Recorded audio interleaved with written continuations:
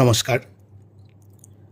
আজ আবারও radio junction নিবেদিত রহস্য ও রোমাঞ্চের রুদ্ধশ্বাস নেপথ্য কথার আরও একটি সত্য কাহিনী আপনাদের শোনাব। বাস্তবের এই সত্য কাহিনীগুলো অতীতে ঘটে গেছে, যেগুলো কিন্তু হাড় হিম করে দেয়। আমাদের সমাজে এত এত অন্যায় ঘটে চলেছে, আমরা কিন্তু এর থেকে সতর্ক হতে পারি। তাই তো রেডিও জংশনের প্রচেষ্টা আপনাদের সতর্ক করা। আজকের কাহিনীটি আমরা পেয়েছি দেবারতী মুখোপাধ্যায়ের লেখা হারিয়ে যাওয়া খুনিরা প্রথম খণ্ড থেকে। দেবারতী মুখোপাধ্যায়ের প্রতি আমাদের কৃতজ্ঞতা জ্ঞাপন করি। আজকের কাহিনীটির নাম খুন হলেন এলেন রায়। শুনছেন রেডিও জংশন নিবেদিত রহস্য ও রোমাঞ্চের রুদ্ধশ্বাস নেপথ্য কথা। আর্নেস্তা চে গুয়েভারাকে আমরা সকলেই চিনি, তাই না? যারা নামে চেনেন না তারা নিশ্চয়ই হাল আমলের টি শার্টে চের ঝাঁকড়া চুলের ছবির সাথে পরিচিত। আর্জেন্টিনার তরুণ চে গুয়েভারাকে বলা হয় বিংশ শতকের সবচেয়ে আলোড়ন ফেলা সমাজতান্ত্রিক বিপ্লবীদের মধ্যে অন্যতম। ধনী দরিদ্রের ব্যবধান মুছে দেওয়ার জন্য যে অননুকরণীয় সংগ্রাম তিনি কিউবা, কঙ্গো, বলিভিয়ার মতো দেশগুলোতে চালিয়েছিলেন, সেই সংগ্রাম ও আদর্শ এখনও সমাজতত্ত্বের শিক্ষার্থীদের অবশ্য পাঠ্য। কিন্তু আশ্চর্যের ব্যাপার, আমরা চে গুয়েভারাকে নিয়ে এত মাতামাতি করি, অথচ এই চের মতোই একজন কিংবদন্তি বিপ্লবী জন্মেছিলেন আমাদের এই বঙ্গভূমিতে। তিনি কিন্তু আমাদের মধ্যে আজ বিস্মিত প্রায়।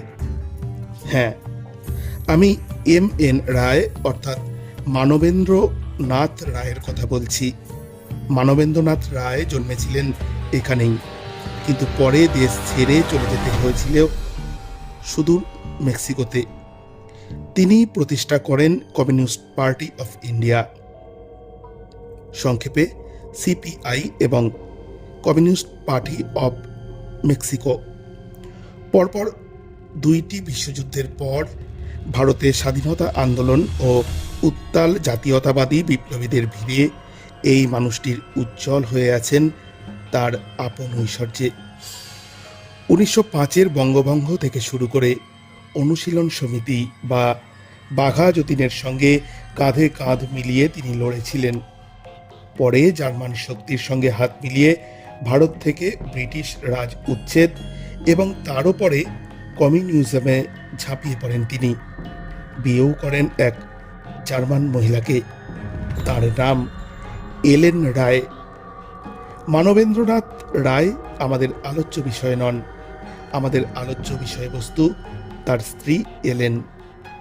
এলেনও যে সে মহিলা নন, তিনি একসময় ছিলেন র্যাডিক্যালি হিউম্যানিস্ট পত্রিকার সম্পাদিকা। তখন তিনি এলেন গডসচক। চাঁচাচলা ভাষায় চীনের রাজ্য বিস্তারের স্পৃহায় সমালোচনা করতেন। এছাড়া এম.এন. রায়ের মতোই তার বক্তব্য ছিল দেশের প্রথম সারির নেতাদের কাছে অত্যন্ত গুরুত্বপূর্ণ। মানবেন্দ্রনাথ রায় শেষ বয়সটায় সস্ত্রীক থাকতেন দেরাদুনে। দেরাদুনের 13 নম্বর মোহিনী রোডের রোশনবাগ বাংলোয় থাকতেন তারা। 1952 সালের জুনে তারা বেড়াতে যান মুসৌরিতে। সেখানে এক বিকেলে বেড়ানোর সময় মানবেন্দ্রনাথ পা পিছলে খাদ বেয়ে 50 ফুট নিচে পড়ে যান। কয়েকটা হাড় ভেঙে যায়। সেই সময় শয্যাশায়ী থাকতে থাকতে তিনি সেরিব্রাল থ্রম্বোসিসে আক্রান্ত হন। সেই অবস্থাতেই অবশেষে 1954 সালের 26 জানুয়ারি তিনি মারা যান। মানবেন্দ্রনাথ রায়ের এইভাবে মৃত্যুতে দেশ জুড়ে শোকের ছায়া নেমে আসে। কিন্তু কেউ তখন ভাবতেও পারেনি এর কয়েক বছর পরেই তার স্ত্রী এলেন রায়েরও মৃত্যু হবে আরও কয়েক গুণ ভাবে বেশি শোচনীয়ভাবে। সেই ঘটনা জানতে হলে চলে যেতে হবে 1960 সালের এক শীতের সকালে।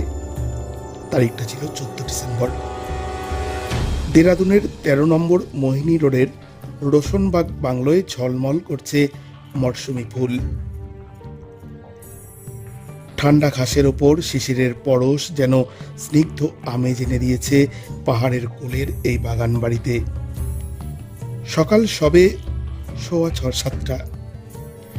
নান্নি ঝাড়ুদারনি রোজকার মতো এসেছে বাড়ি ঝাঁটিয়ে সাফসুত্র করতে। মেম সাহেব নিজে অনেক ভোরে উঠে পড়েন আর অপরিচ্ছন্নতা একদম পছন্দ করেন না। কাজেই নান্নিকেও তাড়াতাড়ি চলে আসতে হয়। আর প্রতিদিন গেট ঠেলে ঢুকেই ও দেখতে পায় মেম সাহেব লম্বা গাউন পরে গায়ে একটা কার্ডিগান জড়িয়ে দেখভাল করছেন বাগানের ফুলগুলোকে। রোশনবাগ বাড়িটাই ভীষণ সুন্দর। চারপাশে বাগান, মাঝখানে ইউরোপিয়ান স্টাইলের এক টেরে বাংলো, ঠিক যেমন ক্যালেন্ডারে পাহাড়ি শহরগুলোয় দেখা যায়। রোশনবাগের পেছনেই পাহাড় দেখা যায়। পরিষ্কার দিনে মেম সাহেব যখন ছাদে হেঁটে বেড়ান, নান্নির মনে হয় যেন মেম সাহেব মেঘের উপর হাঁটছেন। আর এই যে চমৎকার বাগান, এত সব ফুল ফলের গাছ, তরি তরকারি, সবই তো মেম সাহেবের নিজের হাতে তৈরি। আহা গো, নান্নি মেম সাহেবের দুঃখ বুঝতে পারে। সেই কোন দূরের দেশ থেকে এসেছিল স্বামীর হাত ধরে, সেও কেমন অকালে চলে গেল। এদিকে কোনো ছেলে পুলেও নেই। এই দুনিয়ায় মেম সাহেব সত্যি যেন বড় একা। গেট খুলে সবুজ ঘাসের লন দিয়ে হেঁটে মূল বাড়িতে প্রবেশ করতে হয়। লনের দুপাশে মনোরম বাগান, সেখানেই রোজ গাছের পরিচর্যা করেন মিসেস এলেন রায়। কিন্তু নান্নি সেদিন সকালে বাগানে কাউকে দেখতে পেল না। কি ব্যাপার, মেম সাহেব কি আজ এখনো ওঠেননি? আজ অবধি নান্নি আসার পর ওকে বাগানে না থাকতে দেখেনি। তবে কি শরীর টরীর খারাপ হলো? নান্নি তড়িৎ পায়ে এগিয়ে গেল বাড়ির দিকে। মেম সাহেবের ঘর ভেতর থেকে বন্ধ। সারা রোশনবাগ বাংলোয় মেম সাহেব একাই থাকেন। নান্নি আসে দিনে 2 বার, আর সারা দিন থাকে বাবুর্চি পরশনলাল। সেও রাতে রান্নাবান্না সেরে চলে যায় তার নিজের ঘরে। নান্নি একটু দোনমনা করে আর কিছু না ভেবে ঝাঁট দিতে শুরু করে, কিন্তু ব্যালকনি পেরিয়ে মেম সাহেবের ঘরের দরজার কাছে যেতেই ও চমকে ওঠে। একই বন্ধ দরজার নিচ দিয়ে গড়িয়ে এদিকে এসেছে রক্ত। সরু হলেও শোণিত ধারা যে একাধিক। এরই মধ্যে পরশনলাল এসে পড়েছে। দেখে শুনে তারও চোখ বড় বড় হয়ে গেছে। উদ্ভ্রান্তের মতো সে কবার দরজায় ধাক্কা দিল। মেম সাহেব, মেম সাহেব। না, কোনো সাড়া নেই। পরশন কি করবে বুঝে উঠতে না পেরে নান্নিকে বলল, কি করব, থানায় চলে যাব? না না, প্রথমেই থানায় যাবে কি, আগে পাড়ার লোকদের না হয়। বলতে বলতেই নান্নির হঠাৎ মনে পড়ে যায়। সে তাড়াতাড়ি বলে ওঠে, উল্টো দিকের বাড়িতে একজন বড় পুলিশ কর্তা থাকেন না, তাকে খবর দাও না একবার। আমি বরং মেম সাহেবের বন্ধুদের ডেকে আনি। নির্ঘাত কাল রাতে ডাকাত পড়েছিল। হে ভগবান! হাউ মাউ করতে করতে নান্নি ছোটে বাইরের দিকে। পরশন মাথা চুলকলো। কথাটা নান্নি মন্দ বলেনি। উল্টো দিকের বাড়িতে থাকেন এক বাঙালি বাবু, নাম ডিডি সান্যাল। তিনি পুলিশ নন, তবে লেফটেন্যান্ট জেনারেল ছিলেন। কিছুদিন হলো রিটায়ার করে এই দেরাদুনেই বাড়ি করেছেন। ওর বড় বড় সব পুলিশ কর্তার সঙ্গে ওঠা বসা, তাই ওকে খবর দেওয়াটাই বুদ্ধিমানের কাজ হবে। ডিডি সান্যাল জাদ্রেল মেজাজের এক্স মিলিটারি ম্যান। রোশনবাগে এসে দেখে শুনে একটুও দেরি করলেন না। খবর পাঠালেন দালানওয়ালা থানায়। ইতিমধ্যেই এলেন রায়ের দুই বান্ধবী এসে পড়েছেন অকুস্থলে। দুজনেই অত্যন্ত সম্ভ্রান্ত বংশীয়া রাজ পরিবারের সদস্যা। একজন হলেন রানী সঙ্গীতা কুমারী, অন্যজন রানী লেভাং মঞ্জিরি। তখন উচ্চবিত্ত দেশীয় রাজপরিবারগুলোর শৈল শহরে গিয়ে বসবাস করা ছিল খুব সাধারণ ব্যাপার। এরা নিজেদের এলিট বৃত্তের মধ্যে জীবন কাটাতেন। পুলিশ আসতে রানী লেভাং মঞ্জিরি উদ্ভ্রান্তের মতন বললেন, আমি তো কাল রাতেই এখান থেকে ওদের সঙ্গে ডিনার করে গেলাম। She was perfectly fine then. কোনো স্ট্রোক ফোক? রানী সঙ্গীতা কুমারী অস্ফুটে বললেন। Police inspector আর.এস. শর্মা ততক্ষণে দরজা ভেঙে লোকজন নিয়ে ঢুকে পড়েছেন। সামনেই ড্রয়িং রুম। এলেন রায় নিজে অত্যন্ত পরিশীলিত ছিলেন। তার ঘরদোর সব সময় ঝকঝক করত, কিন্তু এই মুহূর্তে মনে হচ্ছে গোটা ড্রয়িং রুমের উপর দিয়ে একটা বিশাল ঝড় বয়ে গেছে।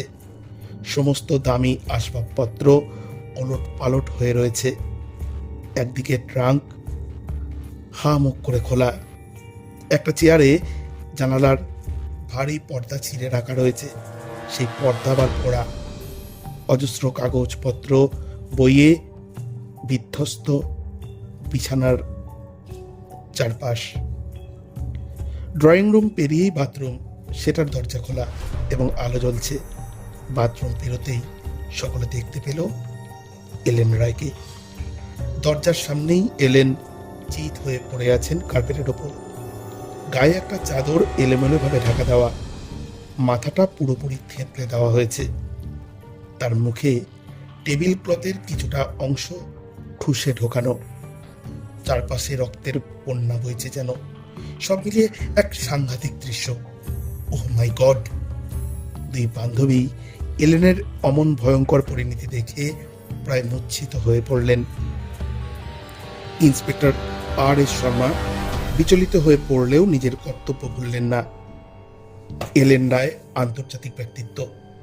তার উপর তিনি ভারত ও আমেরিকার দ্বৈত নাগরিক ছিলেন। দেশের উপরমহল তো বটেই, মার্কিন দূতাবাসও মৃত্যুর সঠিক তদন্তের জন্য চাপ দেবে, আর পুরোটাই সহ্য করতে হবে তাকে। তাই প্রাথমিক পর্যবেক্ষণটা খুব গুরুত্বপূর্ণ। প্রথমেই তিনি এলেন রায়ের মুখে গুজে দেওয়া টেবিল ক্লথটা সরিয়ে দিলেন। যে চাদরটা তার দেহের ওপর এলোমেলোভাবে ছড়ানো ছিল, সেই চাদরটাও সরিয়ে পাঠিয়ে দিলেন পরীক্ষার জন্য। কার্পেটে পায়ের ছাপ স্পষ্ট। আর.এস. শর্মার নির্দেশে কনস্টেবলরা সেই ছাপের মাপ নিয়ে নিল। আর.এস. শর্মা খুঁটিয়ে দেখছিলেন। মিসেস রায়ের মাথার চুল চাপচাপ জমাট রক্তে ডেলা পাকিয়ে রয়েছে। তার পরনের রাত পোশাকের ওপর ভেলভেটের ড্রেসিং গাউন জড়ানো। মহিলারা এই গাউন শোয়ার সময় খুলে রেখে শুধু রাত পোশাক পরে শুতে যান। এলেনের পায়ের জুতো মোজাও পরা রয়েছে। এর একটাই অর্থ, হয় খুন হওয়ার আগে পর্যন্ত এলেন শুতে যাননি। ইন্সপেক্টর শর্মা হঠাৎ পেছন ঘুরে তাকালেন এলেনের দুই বান্ধবীর দিকে। ম্যাডাম, আপনাদের মধ্যে কে যেন একটু আগে বলছিলেন কাল রাতে এখান থেকে ডিনার করে গিয়েছিলেন? হ্যাঁ, আমি, রানী লেভাং মঞ্জিরি বললেন। আপনি যেন বললেন কাল রাতেই এখান থেকে ওদের সঙ্গে ডিনার করে গেছেন। ওদের সঙ্গে বলতে এলেন ম্যাডাম আর কে? ম্যাডাম তো এখানে একাই থাকতেন। ইন্সপেক্টর শর্মা জিজ্ঞেস করলেন। আমি, এলেন আর অটো জোসেফ ছিলাম কাল। অটো জোসেফকে? একজন জার্মান যুবক 1 সপ্তাহ আগে দেরাদুনে এসেছিল এলেনের কাছে। এই বাড়িতেই গেস্ট রুমে থাকতো। অল্পক্ষণ থেমে রানী লে ভাং মঞ্জিরি আবার বলতে শুরু করলেন। কাল বিকেলে কাছের ওয়েলান স্কুলের প্রতিষ্ঠা দিবসে আমি আর এলেন নিমন্ত্রিত ছিলাম। স্কুলের ওই অনুষ্ঠান থেকে ফিরে আমি, এলেন আর জোসেফ ডিনার খাইয়ে এখানে। তারপর জোসেফ গেস্ট রুমে চলে যায়। আমরা দুজন গল্প করছিলাম। এক মিনিট। ইন্সপেক্টর শর্মা বাধা দিলেন। বাবুর্চি পরশনলাল তখন ছিল? না, ও তো 9:30 নাগাদই বাড়ি চলে গিয়েছিল। আমি যখন বেরোই তখন রাত প্রায় 11:30। এলেন আমাকে এগিয়ে দেওয়ার জন্য গেট অব্দি গিয়েছিল। তখন মিসেস রায়ের কথাবার্তায় কোনো দুশ্চিন্তা লক্ষ্য করেছিলেন? রানী মাথা নাড়লেন। একেবারেই না, দিব্যি খোশ মেজাজেই ছিল এলেন। অন্ধকারেও বাগানে কোনো ফুল ফুটেছে কিনা আমায় টর্চ ছেলে দেখাচ্ছিল। মিসেস রায়ের হাতে তখন টর্চ ছিল? আর কি ছিল? ইন্সপেক্টর শর্মা জিজ্ঞেস করলেন। এক হাতে টর্চ, অন্য হাতে লাঠি। পাহাড়ি জায়গায় একা থাকতো তো। এলেন যেখানেই রাতে বেরোতো এই দুটো নিয়ে বেরোতো। ইন্সপেক্টর শর্মা পরেশলাল আর নান্নিকে এরপর আরো কিছু জিজ্ঞাসাবাদ করে গোটা বাড়িটা ঘুরে ঘুরে দেখতে লাগলেন। সব দেখে তিনি মোটামুটি নিঃসন্দেহ হলেন খনি বাথরুমের জানলা দিয়েই ভেতরে ঢুকেছিল। কারণ শীতের রাতে বাথরুমের অত বড় জানলাটা খোলা ছিল, আর জানলার নিচেই বাথরুমে পায়ের ছাপও স্পষ্ট।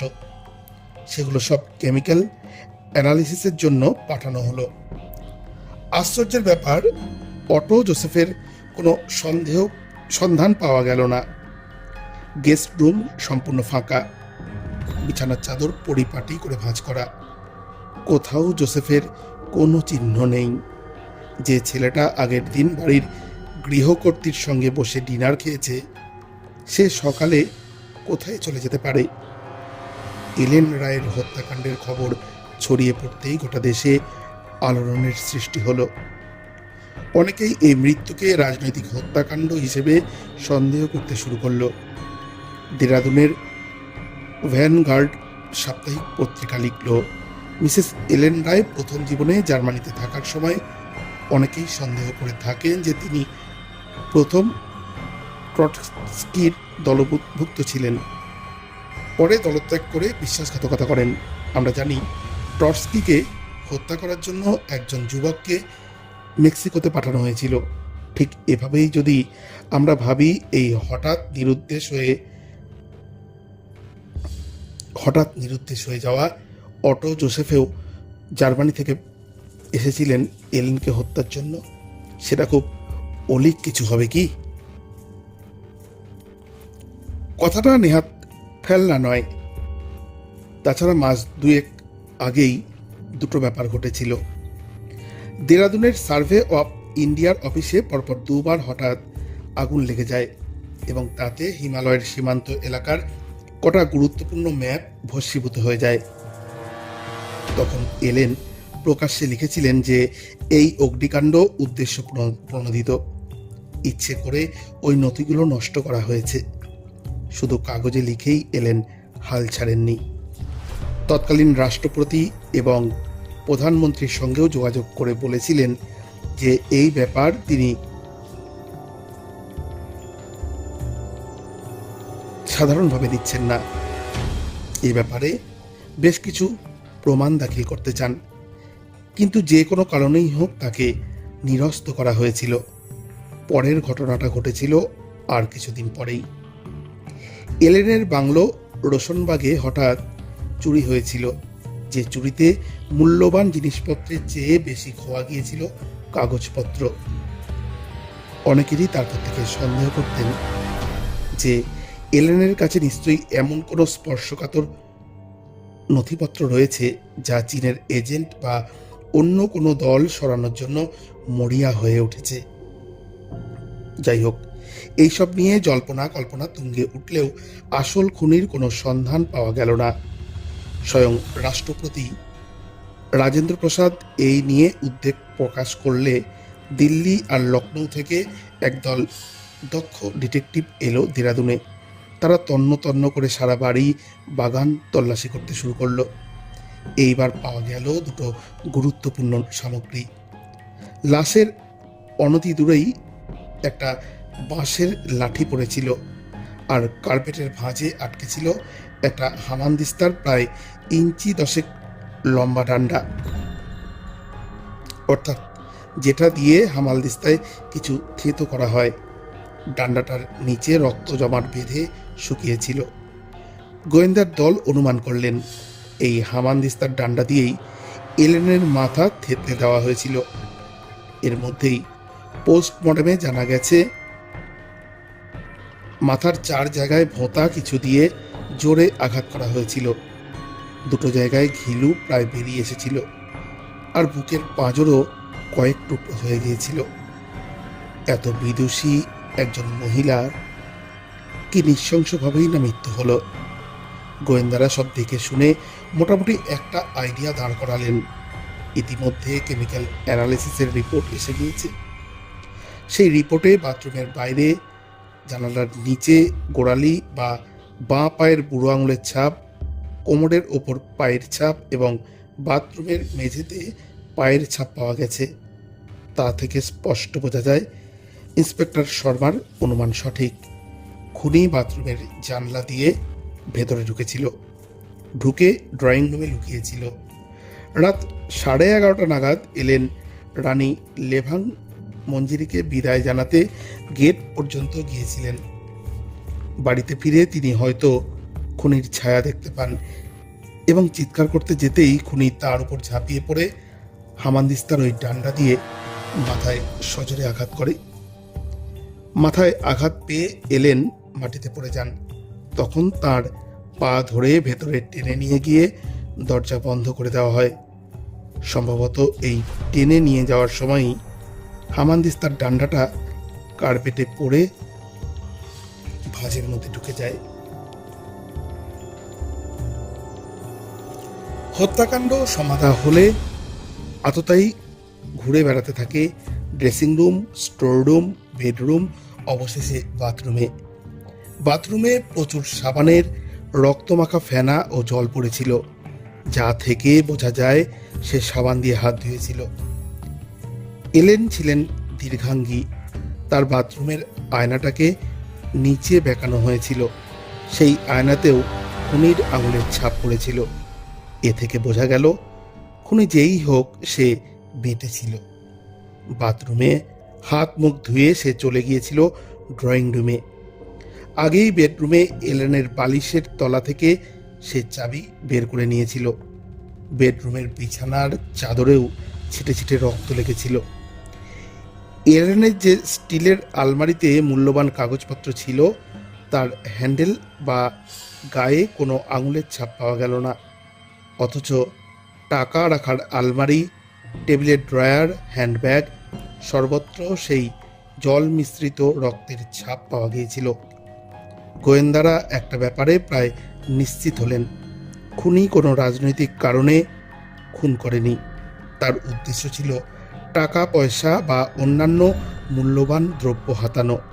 কারণ এলেনের একটা ব্যাগে যত টাকা ছিল খুনি সব নিয়েছিল, কিন্তু সেই ব্যাগেই কটা প্রধানমন্ত্রীর দপ্তরে পাঠানো হবে এমন গোপন চিঠি ছিল, সেগুলোই খুনি হাতও দেয়নি। আরও একটা চাঞ্চল্যকর হদিশ মিলল। ড্রয়িং রুমে মল্ট হুইস্কির বোতলে এবং কাচের গ্লাসে 2 ধরনের রক্তের ছাপ পাওয়া গেল। স্যার, তার মানে কি দুজন ছিল? Junior investigation officer Mayank Pandey চিন্তিতভাবে জিজ্ঞেস করল সিনিয়র মিস্টার খান্নাকে। সেটাই মনে হচ্ছে, মিস্টার খান্না বললেন। একজন প্রত্যক্ষ খুনটা করেছে, অন্যজন পাশে থেকে মদত চুকিয়েছে। আচ্ছা স্যার, এমনটা কি হতে পারে যে ওই যে অটো জোসেফ নামের জার্মান যুবক অতিথি হয়ে এখানে ছিল, সে পাশে থেকে মদত জুগিয়েছে আর অন্য একজন খুন করেছে? তাই যদি হয়, তবে খুনিকে বাথরুম টপকে ভেতরে আসতে হলো কেন? অটো জোসেফই তো দরজা খুলে দিতে পারত। মিস্টার খান্না যুক্তি দিলেন। অবশ্য সেক্ষেত্রে মিসেস রায় টের পেয়ে যেতেন। কিন্তু এর ঠিক পরের দিন এমন একটা ব্যাপার ঘটল যে পুলিশ এবং গোয়েন্দাদের সব তদন্ত একেবারে তালগোল পাকিয়ে গেল। রোশনবাগ বাংলোয় এসে হাজির হলো স্বয়ং অটো জোসেফ। সে 14 ডিসেম্বর ভোরে বেরিয়ে চলে গিয়েছিল হরিদ্বার। আগের দিন রাতে এলেন রায়কে সে বিদায় জানিয়ে রেখেছিল। এতদিন ধরে হরিদ্বার, রুদ্রপ্রয়াগ, দেবপ্রয়াগ সহ আরও অনেক স্থান ঘুরে দিল্লি ফেরত যাওয়ার আগে সে শেষবারের জন্য দেখা করতে এসেছে এলেন রায়ের সাথে।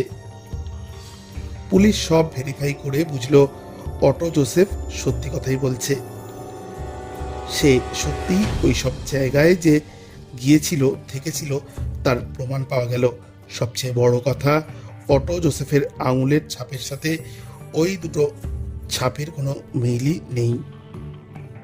ওদিকে মার্কিন দূতাবাস ক্রমশ চাপ বাড়াতে শুরু করেছে। এত নামী একজন মহিলা খুন হলেন, অথচ পুলিশ কোনো কিনারা করতে পারছে না। এ কেমন কথা? এই রকম যখন অবস্থা, senior investigation officer mister Khanna হঠাৎ একটা ফোন পেলেন উত্তরপ্রদেশের ক্রাইম ব্রাঞ্চের অফিসার আতর সিং এর কাছ থেকে। প্রসঙ্গত, যে সময়ের কথা বলছি সেই সময় দেরাদুন শহর ছিল উত্তরপ্রদেশ রাজ্যের অন্তর্গত।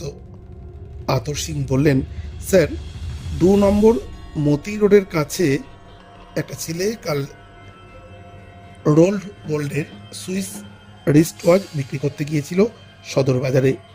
ঘড়ির নম্বর 3266-896। মিসেস রায়ের ফাইলে এই ঘড়িটার নিখোঁজের বিবরণ ছিল না। মিস্টার খান্না এমন অযাচিত সংবাদ হাতে পেয়ে যেন ঠিক চাঁদ হাতে পেলেন। তিনি একটুও দেরি করলেন না। মায়াঙ্ক সহ সমস্ত সাঙ্গপাঙ্গদের নিয়ে রওনা হয়ে গেলেন। কি মনে হলো? সঙ্গে নিলেন এলেন রায়ের সুদীর্ঘদিনের বাবুর্চি পরশনলালকেও। আতর সিং এর সাথে 2 নম্বর মতি রোডের বাড়িতে সবাই যখন পৌঁছলেন তখন বিকেল প্রায় 5টা। বাড়ির সামনের রোয়াকে এক বৃদ্ধ বসে শীতের রোয়াদ পোয়াচ্ছিল। পরশনলাল তাকে দেখেই চমকে উঠল। আরে, এ তো রামপ্রসাদ, এর বাড়ি এদিকেই শুনেছিলাম অবশ্য। তুমি কি ওই বুড়োর কথা বলছো? ইন্সপেক্টর আতর সিং জিজ্ঞাসা করলেন। ওরই তো বাড়ি এটা। যে ছেলেটা ঘড়ি বিক্রি করতে গিয়েছিল সে এর মেয়ের দিকে নাতি হয়। রাম রাম। পরশনলাল লাল চোখ বড় বড় করে মিস্টার খান্নার দিকে তাকালো। এই রামপ্রসাদ তো সাহেবের গাড়ি চালাতো হুজুর। সাহেব মানে কি তুমি MN রায়ের কথা বলছো? জি হুজুর, সাহেব মারা যাওয়ার পর মেম সাহেবেরও গাড়ি চালাতো। কয়েক বছর আগে বয়স হয়ে গিয়েছিল বলে ছেড়ে দিয়েছিল চাকরি। মিস্টার খান্না বুঝতে পারছিলেন জট ক্রমশ খুলতে শুরু করেছে। যদিও বৃদ্ধ রামপ্রসাদ নাতির কৃত্তিকলাপের বিন্দু বিসর্গও জানত না, কিন্তু তার নাতি বসন্ত কুমারকে বাড়ির সামনের রোয়াকে ঘাট দিতেই সে হাউমাউ করে সব স্বীকার করে ফেলল। বসন্ত কুমারের বয়স মেরে কেটে 17 বছর। মেট্রিকে বার কয়েক ঘায়েল হয়ে পড়াশোনা ছেড়ে দিয়েছে। বেটে ফর্সা, ছিপছিপে চেহারা। পুলিশের ম্যারাথন জেরায় সে বেশিক্ষণ জুঝতে পারল না।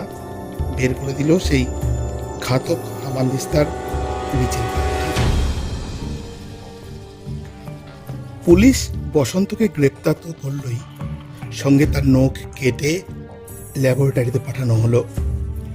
অবশেষে 7 ফেব্রুয়ারি ম্যাজিস্ট্রেট PC ভান্ডারীর সামনে বসন্ত কুমারকে হাজির করানো হলো। সেখানে বসন্ত কুমার প্রায় 28 পৃষ্ঠার দীর্ঘ স্বীকারোক্তি করল। বলল, হুজুর, আমি একা এ কাজ করিনি। আমি আর সুরেশ ক্ষেত্রী দুজনে ছিলাম। ম্যাজিস্ট্রেটের উপর জি পড়ি।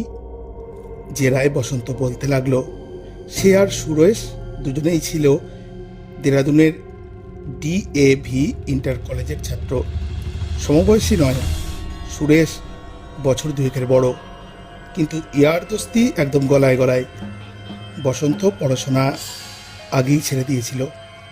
এলেন রায়ের বাংলোর একটু দূরে 4 নম্বর মোহিনী রোডে সে চৌকিদারের চাকরি করত। আর সুরেশ তখনও খুঁড়িয়ে খুঁড়িয়ে পড়ছিল, কিন্তু ফিস দিতে না পারায় তার নাম কেটে দেওয়া হয়। এলেন রায়কে হত্যার 5 দিন আগে সুরেশ তাকে বলে, কলেজের 30 টাকা মাইনে সে মদ খেয়ে উড়িয়ে দিয়েছে, আর সেটা তার মা জানতে পেরে গিয়েছে। কাজেই সে ভয়ে বাড়িও ফিরতে পারছে না, কলেজও যেতে পারছে না। বসন্ত যদি 30 টাকা জোগাড় করে দিতে পারে তবে সে বাড়ি ফিরতে পারে। বসন্ত বলেছিল, 1-2 টাকা হলে তবু কথা ছিল, 30 টাকা আমি কোথায় পাবো? তখন সুরেশই প্রস্তাব দিয়েছিল, চল চুরি করি। তা চুরি করবো বললেই তো করা যায় না। মোহিনী রোডের অধিকাংশ বাড়ি অভিজাত পরিবারের, সব বাড়িতেই উত্তম সিকিউরিটির ব্যবস্থা। সুরেশ বলেছিল, আমাদের নেহেরু গ্রামে একটা বুড়ি আছে, একা থাকে, চল সেখানে চুরি করব। নেহেরু গ্রাম তো অনেক দূর, রাতে অত দূর গেলে বাড়ি ফিরবো কি করে? বাড়ি না ফিরলে দাদু আমায় বকবে। বসন্ত বলেছিল, তবে? সুরেশ বলেছিল, কোথায় করব তাহলে? দুজনে তখন বসেছিল রোশনবাগের সামনের কালভার্টে। বসন্ত হঠাৎ বলে উঠেছিল, এক কাজ করলে হয়। রোশনবাগে চুরি করবি? আমার দাদু তো এই বাড়িতে গাড়ি চালাতো, আমি ছোটবেলায় অনেকবার এসেছি, কোথায় কোন ঘর সব জানি। তার উপর ওই বুড়ি মেম রাতে একাই থাকে। ইতিমধ্যে সুরেশকে খুঁজে পেতে পুলিশ হন্যে হয়ে খুঁজছে। খুনের পরই সে নেপাল পালিয়েছে। তাকে গ্রেপ্তার করার জন্য একজন পুলিশ অফিসার ভারত সরকারের বিদেশ মন্ত্রকের কাছ থেকে সংশ্লিষ্ট কাগজপত্র নিয়ে কাঠমান্ডু চলে গেলেন। কাঠমান্ডুতে ভারতীয় দূতাবাস ও নেপাল পুলিশের সাহায্যে শূন্যধারা বাস স্টপের কাছে সুরেশকে গ্রেপ্তার করা হলো। তার কাছেও পাওয়া গেল মিসেস এলেন রায়ের একাধিক দামি হাতঘড়ি। এর মধ্যেই ল্যাবরেটরির রিপোর্ট এসেছে, বসন্তের পায়ের ছাপের সঙ্গে রোশনবাগে পাওয়া ছাপ হুবহু মিলে গিয়েছে। এছাড়া বসন্তের নখেও যে রক্তের নমুনা পাওয়া গিয়েছে তা মিলে গিয়েছে মিসেস রায়ের রক্তের সঙ্গে। অতএব আর কোনো সন্দেহই নেই। 1961 সালের মে মাসে 2 অকালপক্ষ কীর্তিমানকে দায়রা আদালতে হাজির করানো হলো ও চার্জশিট পেশ করা হলো। সেপ্টেম্বর মাসে শুনানি আরম্ভ হলো। বিচারপতি ছিলেন ওঙ্কার সিং। বিচারের সময় আদালত চত্বর জনতার ভিড়ে ভেঙে পড়ত। সকলেই 2 কিশোরের নিষ্ঠুরতায় আশ্চর্য। সামান্য 30 টাকার জন্য কলেজের 2 ছেলে এত বড় একজন মহিলাকে খুন করল? ছি ছি। সবচেয়ে বড় কথা, দুজনের কারোর অভিব্যক্তিতেই অনুশোচনার লেশ মাত্র নেই। দুজনেই নির্বিকার।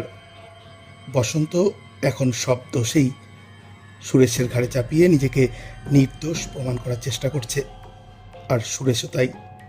তদন্তে প্রকাশ পেল তারা খুনের পরের দিন রিয়েল কাফে ইউনিক রেস্টুরেন্টে ও ফিল্মিস্তান সিনেমায় দেদার টাকা উড়িয়েছে, মদ খেয়েছে, ফুর্তি করেছে। এই মামলায় 54 জনের সাক্ষ্য গৃহীত হয়েছিল এবং 191টি স্পেসিমেন নথিভুক্ত করা হয়েছিল। ফিল্মিস্তান সিনেমার এক কর্মী সাক্ষ্য দিলেন, তিনি টিকিট কাটার সময় বসন্তের কাছে 400 টাকা দেখেছিলেন। আজ থেকে প্রায় 60 বছর আগে। টাকাটা একেবারেই কম ছিল না। হতভাগ্যা এলেন যখন অটো জোসেফ আর রানী লেভাং মঞ্জুরির সাথে ডিনার করছিলেন, তখনই বসন্ত আর সুরেশ জুতো খুলে পেছনের তারের বেড়া পেরিয়ে ঢুকেছিল রোশনবাগে। বাংলোর পেছন দিকে বারান্দার ধারে বাথরুম। সেই বাথরুমের জানলা দিয়ে প্রথমে বসন্ত ঢুকেছিল, তারপর সুরেশ। কিন্তু বাথরুমের দরজা বন্ধ থাকায় বিশেষ সুবিধা হলো না। তখন তারা আবার বেরিয়ে এসে পেছনের বারান্দার একটা অন্ধকার কোণে অপেক্ষা করতে লাগলো। একে একে অটো জোসেফ বিদায় জানিয়ে চলে গেলেন দূরের গেস্ট রুমে। গেস্ট রুমটা ছিল মূলত বাংলোর থেকে একটু দূরে, বাগান পেরিয়ে। এলেন রানী লেভাং মঞ্জিরিকে বিদায় জানিতে এলেন গেটে। ফিরে এসে যেই তিনি দরজা বন্ধ করে ভেতরে ঢুকছেন, অমনি বসন্ত সামনের বারান্দায় গিয়ে পরিকল্পনা মতো হাঁকতে লাগলো, টেলিগ্রাম মেম সাহেব, টেলিগ্রাম, জলদি আইয়ে। এলেন বাইরে এসে দুজনকে দেখে একটু অবাক হয়েছিলেন। একটু দেরি করে আনলে কেন, এত দেরি করে আনলে কেন বলে যেই তিনি দরজা খুলে বারান্দায় বেরিয়ে বলেছেন, দাও। অমনি সুরেশ হামানদিস্তার ডান্ডাটা সজোরে বসিয়ে দিল তার মাথায়। বসন্ত দমাদ্দম এলো পাথারেই লাঠি মারতে শুরু করলো। তারপর বাকি রাত কি করলো আগেই বলেছি। সারা বাড়ি তোলপাড় করলো, মদ্যপান করলো, বাথরুমে রক্ত ধুয়ে প্রমাণ লোপাটের চেষ্টা করলো। তারপর বেরিয়ে আসার আগে পর্দা ছিঁড়ে তাতে আগুন ধরিয়ে দিল। তারা ভেবেছিল এতে সারা বাড়ি আগুনে পুড়ে সব ঝামেলা মিটে যাবে। একেবারে সুপরিকল্পিত খুন। এই বয়সে যা আশ্চর্য! সাধারণ মানুষ তো বটেই, বিচারপতিও স্তম্ভিত হয়ে গেলেন। 1961 সালের 19 ডিসেম্বর তিনি রায় দিতে গিয়ে বললেন, এমন নিষ্ঠুরতা এই বয়সে ভাবা যায় না। দুজনকেই মৃত্যুদণ্ডে দণ্ডিত করা হলো। যে মহিলা শুধুমাত্র একজন ভারতীয়কে ভালোবেসে সুদূর স্বদেশ ছেড়ে এসেছিলেন ভারতে, আপন করে নিয়েছিলেন প্রাচ্যের ভাষা সংস্কৃতিকে, তার জীবন এমনভাবেই শেষ হয়ে গেল। পড়ে রইল শুধু নীরব ইতিহাস। আজও দেরাদুন শহরের আনাচে কানাচে কান পাতলে অতি বৃদ্ধদের কাছে শোনা যাবে সেই মর্মান্তিক ঘটনা, যে লক্ষ্মীবাগ শ্মশানে 7 বছর আগে তার স্বামী MN রায়ের দেহ ভস্মীভূত হয়েছিল। সেই শ্মশানেই জার্মানির দাপুটে যুবনেত্রী এলেন রায়ের নশ্বর দেহেও চিতায় ছাই হয়ে গিয়েছিল। শুনছিলেন রেডিও জংশন নিবেদিত রহস্য ও রোমাঞ্চের রুদ্ধশ্বাস নেপথ্য কথা। আজকে আপনারা যে কাহিনীটি শুনলেন সেটি আমরা পেয়েছি হারিয়ে যাওয়া খুনিরা দেবারতী মুখোপাধ্যায়ের লেখা এই বইটি থেকে। দেবারতী মুখোপাধ্যায়ের প্রতি রেডিও জংশনের অনেক অনেক কৃতজ্ঞতা। কাহিনীটির নাম ছিল খুন হলেন এলেন রায়। আপনারা চিনতে পারলেন তো এলেন রায়কে? বন্ধুরা, সজাগ থাকুন, সতর্ক থাকুন। বিপদ কিন্তু আপনার বাড়ির ড্রয়িং রুমেই লুকিয়ে আছে। তাই সতর্ক হতে কান পাতুন রেডিও জংশন নিবেদিত রহস্য রোমাঞ্চের রুদ্ধশ্বাস নেপথ্য কথার সত্য কাহিনীতে। আজকের মতন এই পর্যন্তই। আবার সত্য ঘটনা নিয়ে হাজির হব আগামী পর্বে।